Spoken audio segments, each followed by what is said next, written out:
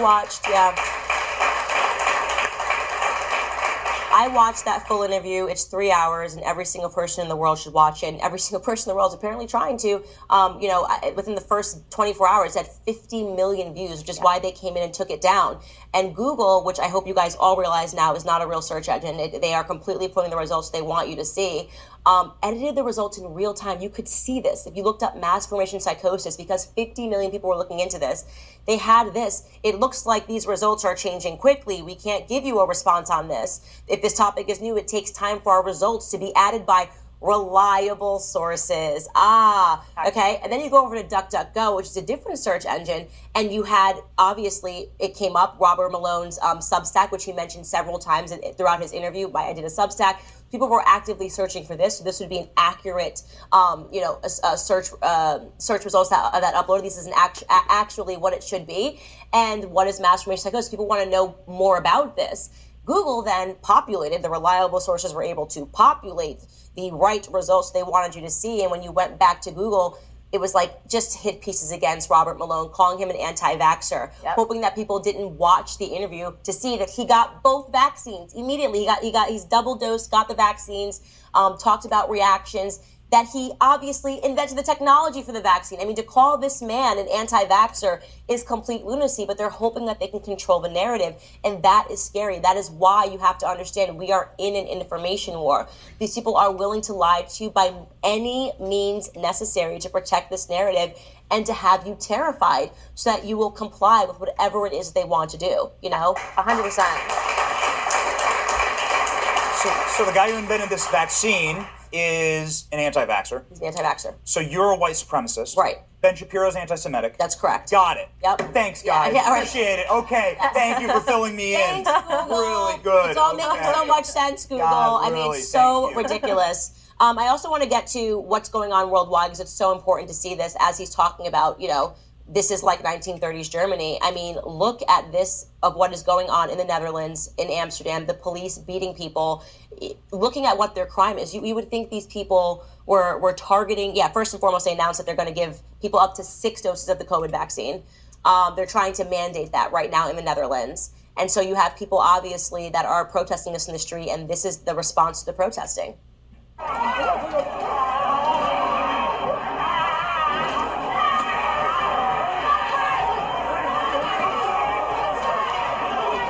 Look at him just hit that woman. It's incredible. He just hits that woman standing there. And just so you understand what these people's crime is, they don't have weapons. It's not a BLM protest. They're not burning anything down.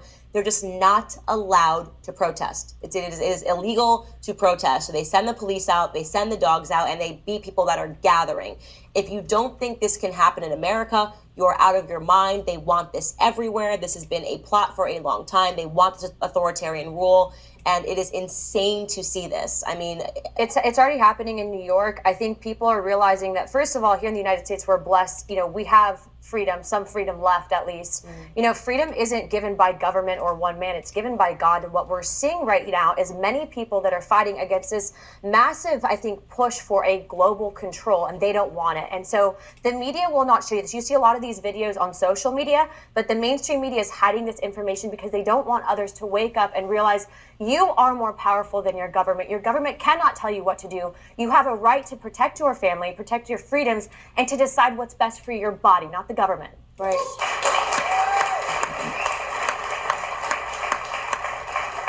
And as we're seeing the government really try to step in, you're also seeing this push for them to be viewed as the parents. Like they want parents out of the picture fully. And why you're seeing these teachers that are like vaccinating children behind the parents' back and all of these weird stories that are popping up. And I can't think of anything more odd than this White House COVID vaccine promo video that came out for kids. It's so dystopian. We should watch a clip of it. Is it safer to play with my friends if I'm vaccinated? Oh, you know what? It is. And it's so important to play with your friends, right? Your parents and your teachers have been doing lots of things to keep you guys safe, and this will make it a little bit safer. I'm excited to play with my friend Dorothy and my other friends at school because they said when we all get vaccinated, we can have a play day. I think I want to go on vacation. Go on vacation. Me too. Anywhere special you want to go on vacation? Back to Atlanta. Oh, I remember that. It's going to be fun to be doing all those fun things again, isn't it? Why did grown-ups get it first, and how did they get it first? So the reason is that whenever we have any vaccines or medicines too, we want to make sure first that it works in adults. And then once we know it's safe in adults, then we feel a little more comfortable knowing that it's going to be safe in kids. Why do we get the vaccine in a shot instead of drinking it? You know, part of the reason that we get the vaccine in a shot is instead of drinking it is because all those little things in our body that are like our coach, they're in the part of our body that we can get through actually through our muscle as opposed to through our mouth and through drinking it. Cool. What do you think about getting the COVID vaccine? I'm a little nervous.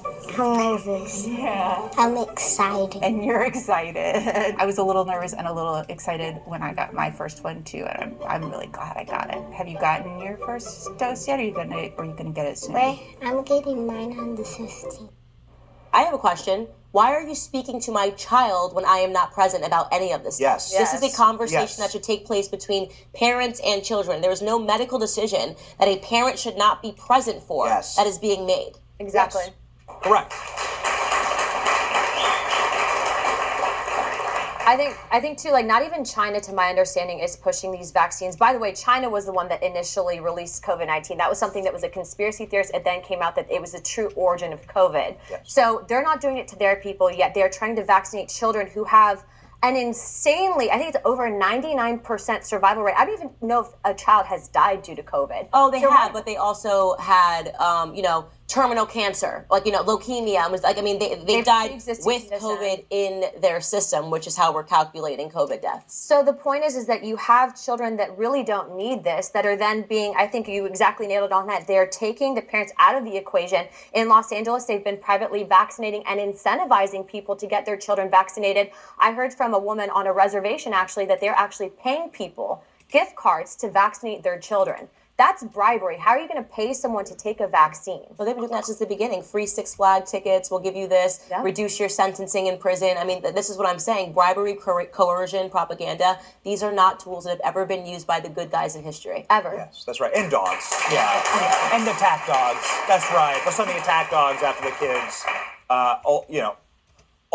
Ultimately, it is about control over the children. You know, Lenin talks, if you read Vladimir Lenin, he talks about taking a generation of Russians. All he needs is the kids. Mm-hmm. All he needs is to take the kids from the parents. And that is why I'm so encouraged. There's a lot of dark things happening in the world, a lot of evil in the world. The evil is showing itself in the world right now.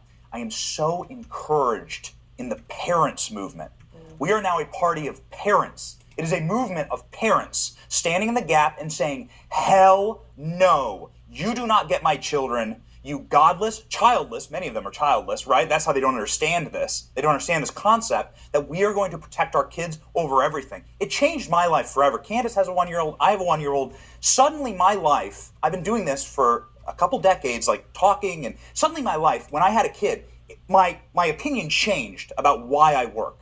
Now I work to protect America for her, right? For my daughter. It's about preserving this nation for her and its freedoms and making sure that everything that I do, it's all in service of preserving and saving America for my daughter. And that is the most powerful movement in this country. That's why I'm so encouraged in the results in Virginia and parents standing up, taking back their school boards, taking back their nation, saving America for their kids. Couldn't agree more.